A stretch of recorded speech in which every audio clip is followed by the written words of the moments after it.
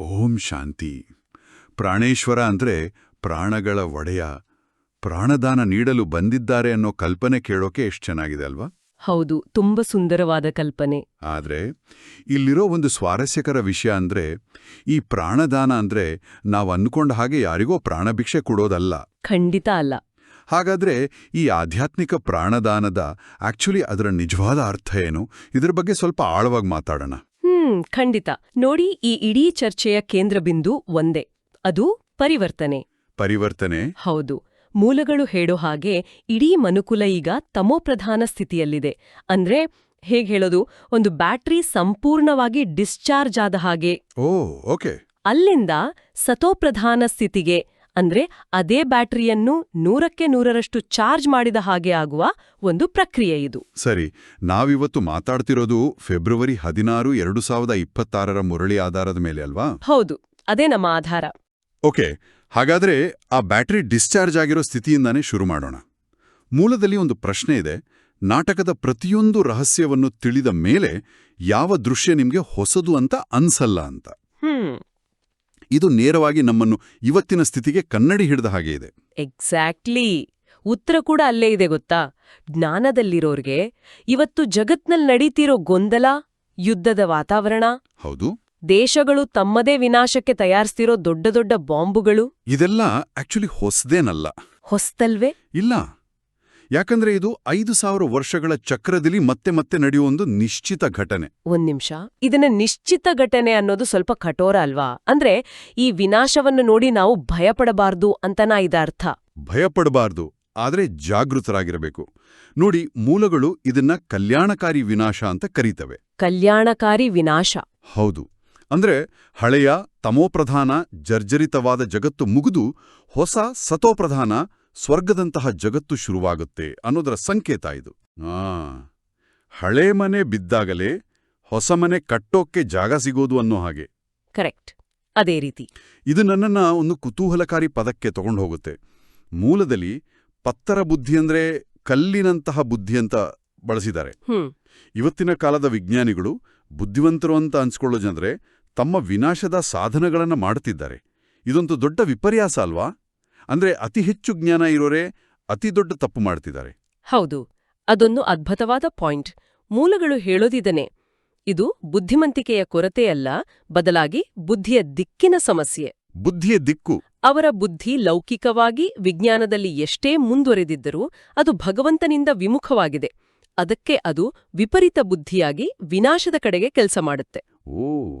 ಹಾಗಾದ್ರೆ ಇಂಟೆಲಿಜೆನ್ಸ್ ಇದೆ, ಆದ್ರೆ ಡೈರೆಕ್ಷನ್ ಸರಿಯಿಲ್ಲ. ಹಾಗಾದ್ರೆ ಸರಿಯಾದ ದಿಕ್ಕು ಅಂದ್ರೆ ಏನು? ಸರಿಯಾದ ದಿಕ್ಕು ಅಂದ್ರೆ ಭಗವಂತನ ಕಡೆಗೆ ಬುದ್ಧಿಯೋಗ ಜೋಡಿಸುವುದು. ಆಗ ಅದೇ ಬುದ್ಧಿ ವಿನಾಶದ ಬದಲು ಸ್ಥಾಪನೆಯ ಕೆಲಸ ಮಾಡುತ್ತೆ. ಮೂಲಗಳ ಪ್ರಕಾರ ಜ್ಞಾನದಲ್ಲಿರೋ ಮಕ್ಕಳು ಹೊಸ ದೈವಿ ಪ್ರಪಂಚದ ಸ್ಥಾಪನೆಯಲ್ಲಿ ನಿಮಿತ್ತರಾಗಿದ್ದಾರೆ. ಅಂದ್ರೆ ಒಂದೇ ಸಮಯದಲ್ಲಿ 2 ಕೆಲಸ ನಡೀತಿದೆ, ವಿನಾಶ ಮತ್ತು ಸ್ಥಾಪನೆ. ನಾವು ಯಾವುದಕ್ಕೆ ಗಮನ ಕೊಡ್ತೀವಿ ಅನ್ನೋದು ಮುಖ್ಯ. ಸರಿ, ಜಗತ್ತಿನ ಬುದ್ಧಿವಂತರ ಬುದ್ಧಿಯೇ ಕಲ್ಲಾಗಿದೆ ಅಂದ್ರೆ ಅವರ ಮೂಲಭೂತ ತಿಳುವಳಿಕೆಯಲ್ಲೇ ಎಲ್ಲೋ ದೊಡ್ಡ ತಪ್ಪಿರ್ಬೇಕಲ್ವಾ? ಖಂಡಿತವಾಗಿಯೋ. ಇದು ನಮ್ಮನ್ನು ನೇರವಾಗಿ ಗೀತೆಯ ವಿಷಯಕ್ಕೆ ತರುತ್ತೆ. ಮೂಲಗಳು ಹೇಳೋ ಪ್ರಕಾರ ಗೀತೆಯ ವಿಷಯದಲ್ಲೇ ಒಂದು ದೊಡ್ಡ ತಪ್ಪು ತಿಳುವಳಿಕೆ ಇದೆ. ಅದೇನು? ಹೌದು, ಶತಮಾನಗಳಿಂದ ನಡೆದುಕೊಂಡು ಬಂದಿರೋ ಅತಿ ದೊಡ್ಡ ತಪ್ಪು ತಿಳುವಳಿಕೆ ಅಂದ್ರೆ ಗೀತೆಯ ಜ್ಞಾನವನ್ನು ನೀಡಿದ್ದು ಶ್ರೀಕೃಷ್ಣ ಅಂತ. ಮೂಲಗಳು ಇದನ್ನ ಸ್ಪಷ್ಟವಾಗಿ ತಿದ್ದುತ್ತವೆ. ಜ್ಞಾನವನ್ನು ನೀಡಿದ್ದು ನಿರಾಕಾರ ಪರಮಪಿತ ಪರಮಾತ್ಮ ಶಿವ. ಹಾಗಾದ್ರೆ ಶ್ರೀಕೃಷ್ಣನ ಪಾತ್ರವೇನು? ಶ್ರೀಕೃಷ್ಣ ಆ ಜ್ಞಾನದ ಫಲಸ್ವರೂಪ. ಅಂದ್ರೆ ಆ ಜ್ಞಾನವನ್ನು ಕೇಳಿ ಧಾರಣೆ ಮಾಡಿ ಸತ್ಯಯುಗದ ಮೊದಲ ರಾಜಕುಮಾರನ ಪದವಿಯನ್ನು ಪಡೆದವನು. ಜ್ಞಾನವನ್ನು ಕೊಡುವ ಕೆಲಸ ಪತಿತಪಾವನನದ್ದು, ಅಂದ್ರೆ ಪಾಪಿಗಳನ್ನು ಪಾವನ ಮಾಡುವನದ್ದು. ಸರಿ. ಶ್ರೀಕೃಷ್ಣನಂತೂ ಸದಾ ಪಾವನ ದೇವತೆ. ಅವನು ಜ್ಞಾನ ಕೇಳಿ ದೇವತೆಯಾದ್ನೇ ಹೊರತು ಜ್ಞಾನ ಕೊಟ್ಟವನಲ್ಲ. ಈ ಒಂದೇ ಒಂದು ವ್ಯತ್ಯಾಸವನ್ನು ಅರ್ಥ ಮಾಡಿಕೊಳ್ಳದ ಕಾರಣ ಇಡೀ ಭಕ್ತಿ ಮಾರ್ಗವೇ ದಾರಿ ತಪ್ಪಿದೆ. ಇದು ಇನ್ನೊಂದು ದೊಡ್ಡ ನಂಬಿಕೆಗೆ ನಮ್ಮನ್ನ ತರುತ್ತೆ. ಆತ್ಮಸೋ ಪರಮಾತ್ಮ, ಅಂದ್ರೆ ಆತ್ಮನೇ ಪರಮಾತ್ಮ, ನಾನೇ ದೇವ್ರು ಅನ್ನೋ ಕಲ್ಪನೆ. ಹೌದು, ಮೂಲಗಳು ಇದನ್ನು ಪ್ರಶ್ನಿಸ್ತವೆ ಅಲ್ವಾ? ಪ್ರಶ್ನಿಸೋದಷ್ಟೇ ಅಲ್ಲ, ಇದನ್ನ ಅತಿ ದೊಡ್ಡ ವಂಚನೆ ಅಂತ ಕರೀತವೆ. ಯಾಕಂದ್ರೆ ಇದು ತಂದೆ ಮತ್ತು ಮಗುವಿನ ಸಂಬಂಧವನ್ನೇ ಇಲ್ಲವಾಗಿಸುತ್ತೆ. ಕೇಡುಗರಿಗೆ ಸುಲಭವಾಗಿ ಅರ್ಥ ಆಗೋ ಹಾಗೆ ಇವೆರಡೂ ನಡುವಿನ ವ್ಯತ್ಯಾಸವನ್ನ ಹೇಗೆ ವಿವರಿಸಬಹುದು? ಓಕೆ, ಹೀಗೆ ಯೋಚಿಸಿ. ಆತ್ಮ ಒಂದು ನಟ ಇದ್ದ ಹಾಗೆ. ನಟ. ಹೌದು. ಅದು ಈ ವಿಶ್ವ ನಾಟಕದ ವೇದಿಕೆಯ ಮೇಲೆ 84 ಜನ್ಮಗಳ ಪಾತ್ರವನ್ನು ಮಾಡುತ್ತೆ, ಸುಖ ದುಃಖ ಅನುಭವಿಸುತ್ತೆ, ಕೊನೆಗೆ ಪತಿತವಾಗುತ್ತೆ. ಸರಿ. ಆದ್ರೆ ಪರಮಾತ್ಮ ಈ ನಾಟಕದ ಡೈರೆಕ್ಟರ್. ಅವರು ಎಂದಿಗೂ ಪಾತ್ರಧಾರಿಯಾಗಿ ವೇದಿಕೆ ಮೇಲೆ ಬರೋದಿಲ್ಲ. ಅವರು ಯಾವಾಗ್ಲೂ ಸ್ಥಿರ, ಜ್ಞಾನದ ಸಾಗರ, ದುಃಖದಿಂದ ದೂರ ಇರ್ತಾರೆ. ಓ. ನಟನೆ ಡೈರೆಕ್ಟರ್ ಆಗೋಕ್ ಸಾಧ್ಯನಾ? ಇಲ್ಲ, ಸಾಧ್ಯವಿಲ್ಲ. ಅದೇ ರೀತಿ ಆತ್ಮ ಪರಮಾತ್ಮ ಆಗೋಕ್ಕೆ ಸಾಧ್ಯವಿಲ್ಲ. ವಾಹ್, ಆ ನಟ ಮತ್ತು ಡೈರೆಕ್ಟರ್ ಹೋಲಿಕೆ ತುಂಬಾ ಚೆನ್ನಾಗಿದೆ. ಹಾಗಾದ್ರೆ ಜಗತ್ತು ಇಷ್ಟೊಂದು ಗೊಂದಲದಲ್ಲಿದೆ, ನಮ್ಮ ನಂಬಿಕೆಗಳೆಲ್ಲ ಇಷ್ಟೆಲ್ಲ ತಪ್ಪುಗಳಿವೆ ಅಂದ್ರೆ ಇದಕ್ಕೆ ಪರಿಹಾರ ಏನು? ಮೂಲಗಳಲ್ಲಿ ಒಂದು ಇಂಜೆಕ್ಷನ್ ಬಗ್ಗೆ ಮಾತಾಡಿದ್ದಾರೆ. ಏನಿದು ಇಂಜೆಕ್ಷನ್? ಇಲ್ಲಿ ಭಗವಂತನನ್ನ ಅವಿನಾಶಿ ರೂಹಾನಿ ಸರ್ಜನ್ ಅಂದ್ರೆ ಒಬ್ಬ ಶಾಶ್ವತ ಆಧ್ಯಾತ್ಮಿಕ ಸರ್ಜನ್ ಅಂತ ಪರಿಚಯಿಸಲಾಗಿದೆ. ಆಧ್ಯಾತ್ಮಿಕ ಸರ್ಜನ್? ಹೌದು. ಆತ್ಮ ಅನ್ನೋದು 84 ಜನ್ಮಗಳಿಂದ ಕಾಮ, ಕ್ರೋಧ, ಲೋಭ, ಮೋಹ, ಅಹಂಕಾರ ಅನ್ನೋ 5 ಕಾಯಿಲೆಗಳಿಂದ ಬಳಲುತ್ತಿರೋ ರೋಗಿ. ಹಾಗಾದ್ರೆ ಸರ್ಜನ್ ಕೊಡುವ ಚಿಕಿತ್ಸೆ ಏನು? ಇದು ತುಂಬಾ ಕಷ್ಟಕರವಾದದ್ದಾ? ಇಲ್ಲ, ಅದೇ ಇದರಲ್ಲಿರೋ ಸೌಂದರ್ಯ. ಆ ಸರ್ಜನ್ ಕೊಡುವ ಇಂಜೆಕ್ಷನ್ ಅತ್ಯಂತ ಸುಲಭ. 2 ವಿಷಯ. ಓಕೆ. ಮೊದಲನೇದು, ನಿನ್ನನು ನೀವೊನ್ನು ಆತ್ಮ ಅಂತ ಅರ್ಥ ಮಾಡ್ಕೋ. 2ನೇದು, ನಿನ್ನ ತಂದೆಯಾದ ನನ್ನನ್ನು ನೆನಪು ಮಾಡು. ಅಷ್ಟೇ. ಅಷ್ಟೇನಾ? ಅಷ್ಟೇ. ಇದಕ್ಕಾಗಿ ಕಾಡಿಗೆ ಹೋಗ್ಬೇಕಿಲ್ಲ, ಕಷ್ಟಕರವಾದ ಹಠಯೋಗದ ಆಸನಗಳನ್ನು ಮಾಡಬೇಕಿಲ್ಲ. ಇದು ಮನಸ್ಸಿನ ಸಂಪರ್ಕ. ಅದಕ್ಕೆ ಇದನ್ನ ಸಹಜ ರಾಜಯೋಗ ಅಂತಾರೆ. ಈ ನೆನಪು ಅನ್ನೋದು ಎಷ್ಟು ಶಕ್ತಿಶಾಲಿ ಅಂದ್ರೆ, ಮೂಲಗಳಲ್ಲಿ ಒಂದ್ಕಡೆ ಸಾವಿನ ಸಮಯದಲ್ಲಿ ಬಾಯಿಗೆ ಹಾಕೋ ಗಂಗಾಜಲ ಮುಖ್ಯವಲ್ಲ. ಹೌದು. ಬದಲಾಗಿ ಬುದ್ಧಿಯಲ್ಲಿ ಭಗವಂತನ ನೆನಪಿನ ಗಂಗಾಜಲ ಇರಬೇಕು ಅಂತ ಹೇಳಿದ್ದಾರೆ. ಹಾಗಾದ್ರೆ ಈ ಅಭ್ಯಾಸದ ಅಂತಿಮ ಗುರಿಯೇನು? ಮನೆಗೆ ವಾಪಸ್ ಹೋಗೋದಾ? ಎಕ್ಸಾಕ್ಟ್ಲಿ. ನಮ್ಮೆಲ್ಲರ ನಿಜವಾದ ಮನೆ ಪರಮಧಾಮ ಅಥವಾ ಶಾಂತಿಧಾಮ. ಆದರೆ ಜನ್ಮ ಜನ್ಮಾಂತರದ ವಿಕಾರಗಳ ಪಾಪದ ಹೊರೆ ಆತ್ಮದ ಮೇಲೆ ಎಷ್ಟು ಭಾರವಾಗಿದೆ ಅಂದ್ರೆ ಅದಕ್ಕೆ ವಾಪಸ್ ಹಾರಿ ಹೋಗೋಕಾಗ್ತಿಲ್ಲ. ರೆಕ್ಕೆ ಕಳೆದುಕೊಂಡ ಹಕ್ಕಿ ತರ ಆಗಿದೆ. ಹೌದು, ಪರ್ಫೆಕ್ಟ್. ಈ ಜ್ಞಾನ ಮತ್ತು ಯೋಗ ಆತ್ಮಕ್ಕೆ ಮತ್ತೆ ರೆಕ್ಕೆಗಳನ್ನ ಕೊಡುತ್ತೆ, ಅದನ್ನ ಹಗುರ ಮಾಡಿ ಪವಿತ್ರವಾಗಿಸುತ್ತೆ. ಮೂಲಗಳಲ್ಲಿ ಬೀಜ ಮತ್ತು ವೃಕ್ಷದ ಉದಾಹರಣೆ ಕೂಡ ಇದೆ ಅಲ್ವಾ? ಹೌದು, ಅದೊಂದು ಸುಂದರವಾದ ರೂಪಕ. ಪರಮಾತ್ಮ ಇಡೀ ಮನುಷ್ಯ ಸೃಷ್ಟಿಯ ಬೀಜರೂಪ. ಆ ಬೀಜರೂಪಿ ತಂದೆಯನ್ನ ನಾವು ನೆನಪು ಮಾಡಿದಾಗ ಇಡೀ ವೃಕ್ಷದ ಅಂದರೆ 5000 ವರ್ಷಗಳ ವಿಶ್ವಚಕ್ರದ ಆದಿ ಮಧ್ಯ ಅಂತ್ಯದ ಜ್ಞಾನ ನಮ್ಮ ಬುದ್ಧಿಯಲ್ಲಿ ಸ್ಪಷ್ಟವಾಗಿ ಬಿಡುತ್ತೆ. ಬೀಜವನ್ನು ತಿಳಿದರೆ ಇಡೀ ಮರವನ್ನೇ ತಿಳಿದಂತೆ. ಹೌದು.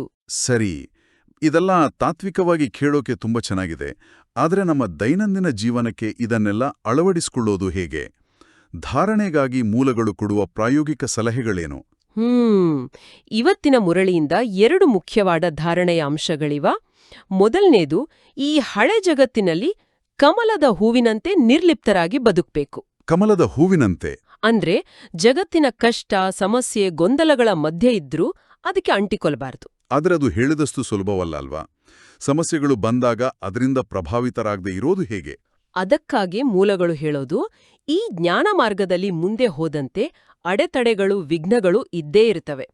ಆದರೆ ಅದಕ್ಕೆ ಭಯಪಡಬಾರದು. ಅವು ನಮ್ಮನ್ನು ಇನ್ನಷ್ಟು ಬಲಶಾಲಿಯಾಗಿಸಲು ಬರುವ ಪರೀಕ್ಷೆಗಳು ಅಂತ ತಿಳಿದು ದಾಟಬೇಕು.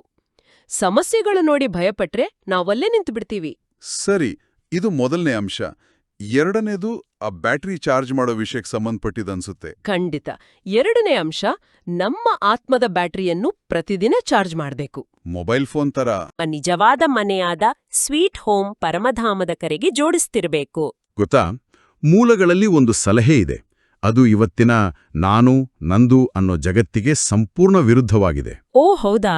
ಹೌದು. ಅದೇ ಪೆಹಲೆ ಆಪ್ ಅಂದ್ರೆ ಮೊದಲು ನೀವು ಅನ್ನೋ ತತ್ವ. ಇದು ಕೇಳೋಕೆ ಸರಳ ಅನ್ಸಿದ್ರು ಇದನ್ನ ಪಾಲಿಸೋದು ದೊಡ್ಡ ಸವಾಲು. ಹೌದು, ಇದು ಇವತ್ತಿನ ವರದಾನ. ಮೂಲಗಳು ಇದನ್ನೇ ನಿಜವಾದ ಚತುರತೆ ಅಥವಾ ಜಾಣತನ ಅಂತ ಹೇಳ್ತವೆ. ಜಗತ್ತಿನಲ್ಲಿ ಎಲ್ಲರೂ ಮೊದಲು ನಾನು, ನನಗೆ ಹೆಸರು ಬೇಕು, ನನಗೆ ಗೌರವ ಬೇಕು ಅಂತ ಓಡ್ತಿದ್ದಾರೆ. ಆದ್ರೆ ಭಗವಂತ ಹೇಳೋದು, ನೀವು ಸೇವೆ ಮಾಡುವಾಗ ಬೇರೆಯವರಿಗೆ ಗೌರವ ಕೊಟ್ಟು ಅವರನ್ನು ಮುಂದೆ ಮಾಡಿ, ಪೆಹಲೆ ಆಪ್ ಅಂತ ಹೇಳಿ. ಹಾಗೆ ಮಾಡೋದ್ರಿಂದ ನಮ್ಗೇನ್ ಸಿಗುತ್ತೆ? ನಾವು ಹಿಂದೆ ಉಳಿದ್ಬಿಡ್ತೀವಲ್ಲ? ಇಲ್ಲ, ಅದೇ ಇದ್ರಲ್ಲಿರೋ ರಹಸ್ಯ. ಯಾವಾಗ ನಾವು ಬೇರೆಯವರನ್ನು ಮುಂದೆ ಮಾಡ್ತೀವೋ ಆಗ ಸಹಜವಾಗಿಯೇ ನಮಗೆ 2 ಕಿರೀಟಗಳು ಸಿಗ್ತವೆ. 2 ಕಿರೀಟಗಳು? ಹೌದು. ಒಂದು ಪವಿತ್ರತೆಯ ಬೆಳಕಿನ ಕಿರೀಟ, ಇನ್ನೊಂದು ಭವಿಷ್ಯದ ರಾಜ್ಯಭಾಗ್ಯದ ಕಿರೀಟ. ಗೌರವ ಕೊಡೋದ್ರಿಂದಲೇ ಗೌರವ ಸಿಗುತ್ತೆ. ಬೇರೆಯವರನ್ನು ಎತ್ತಿದಾಗ ನಾವು ಸಹಜವಾಗಿಯೇ ಎತ್ತರಕ್ಕೆ ಹೋಗ್ತೀವಿ. ಇದೇ ನಿಜವಾದ ಚತುರತೆ. ಅದ್ಭುತ. ಹಾಗಾದ್ರೆ ಇವತ್ತಿನ ನಮ್ಮ ಈ ಚರ್ಚೆಯನ್ನ ಒಮ್ಮೆ ಸಂಕ್ಷಿಪ್ತವಾಗಿ ನೋಡೋಣ. ನಾವು ಆಧ್ಯಾತ್ಮಿಕ ಪ್ರಾಣದಾನ ಅಂದ್ರೆ ಏನು ಅಂತ ತಿಳ್ಕೊಂಡ್ವಿ. ಇದು ಅಶುದ್ಧತೆಯಿಂದ ಶುದ್ಧತೆಯ ಕಡೆಗೆ ಒಂದು ಪರಿವರ್ತನೆಯ ಪ್ರಯಾಣ ಅಂತ, ಜಗತ್ತಿನ ವಿನಾಶಕಾರಿ ಘಟನೆಗಳನ್ನ ಕಲ್ಯಾಣಕಾರಿ ಅಂತ ನೋಡುವ ದೃಷ್ಟಿಕೋನ ಹೇಗೆ ಭಯವನ್ನ ದೂರ ಮಾಡುತ್ತೆ ಅಂತ ನೋಡಿದ್ವಿ. ಹೌದು. ಮತ್ತು ಆತ್ಮ ಹಾಗೂ ಪರಮಾತ್ಮನ ನಡುವಿನ ವ್ಯತ್ಯಾಸವನ್ನ ಅರ್ಥ ಮಾಡಿಕೊಂಡು ಕೇವಲ ನೆನಪಿನ ಮೂಲಕ ನಮ್ಮ ಆತ್ಮದ ಬ್ಯಾಟರಿಯನ್ನ ಹೇಗೆ ಚಾರ್ಜ್ ಮಾಡ್ಬೋದು ಅಂತ ಚರ್ಚೆ ಮಾಡಿದ್ವಿ. ಹೌದು. ಚರ್ಚೆಯ ಆರಂಭದ ಕಲ್ಪನೆಗೆ ಇದನ್ನ ಜೋಡಿಸೋದಾದ್ರೆ, ಈ ಪ್ರಾಣದಾನ ಅನ್ನೋದು ಒಂದು ಸಲ ಕೊಟ್ಟು ಮುಗಿಸೋ ವಿಷಯವಲ್ಲ. ಓಕೆ. ಇದು ಪ್ರತಿದಿನ ಅವಿನಾಶಿ ಇಂಜೆಕ್ಷನ್ ಮೂಲಕ ಆತ್ಮಕ್ಕೆ ಹೊಸ ಚೈತನ್ಯ ತುಂಬುವ ನಿರಂತರ ಪ್ರಕ್ರಿಯೆ. ನಮ್ಮ ಭೌತಿಕ ಉಸಿರು ಈ ದೇಹವನ್ನು ಜೀವಂತವಾಗಿಟ್ಟರೆ, ಭಗವಂತನ ನೆನಪಿನ ಈ ಆಧ್ಯಾತ್ಮಿಕ ಉಸಿರು ನಮ್ಮ ಆತ್ಮವನ್ನು ಸದಾ ಜೀವಂತವಾಗಿ ಚೈತನ್ಯದಿಂದ ಇಡುತ್ತೆ. ಮತ್ತು ಕೇಳುಗರಿಗೆ ಒಂದು ಅಂತಿಮ ಚಿಂತನೆಗೆ ಹಚ್ಚುವ ಪ್ರಶ್ನೆ. ಮೂಲಗಳು ನಾವು ಪ್ರತ್ಯೇಕ ಹೂವುಗಳಾಗಿ ನಮ್ಮ ಸೌಂದರ್ಯವನ್ನು ಪ್ರದರ್ಶಿಸುವುದಕ್ಕಿಂತ ಒಂದು ಏಕೀಕೃತ ಹೂಗುಚ್ಛವಾಗಿ ಭಗವಂತನ ಕಾರ್ಯವನ್ನು ಜಗತ್ತಿಗೆ ತೋರಿಸಬೇಕು ಅಂತ ಹೇಳ್ತವೆ. ಬಹಳ ಮುಖ್ಯವಾದ ಅಂಶ. ಹಾಗಾದ್ರೆ ನಮ್ಮ ದೈನಂದಿನ ಜೀವನದಲ್ಲಿ, ಅದು ನಮ್ಮ ಕುಟುಂಬದಲ್ಲಾಗಲಿ, ಕೆಲಸದ ಸ್ಥಳದಲ್ಲಾಗಲಿ ಅಥವಾ ಯಾವುದೇ ಸಮುದಾಯದಲ್ಲಾಗಲಿ, ವೈಯಕ್ತಿಕ ಸಾಧನೆ ಮತ್ತು ನಾನು ಅನ್ನೋದರ ಮೇಲೆ ಗಮನಹರಿಸೋ ಬದಲು ಒಂದು ಸಾಮೂಹಿಕ ಹೂಗುಚ್ಛವನ್ನು ರಚಿಸೋ ಕಡೆ ಗಮನಹರಿಸಿದ್ರೆ ಏನಾಗ್ಬೋದು?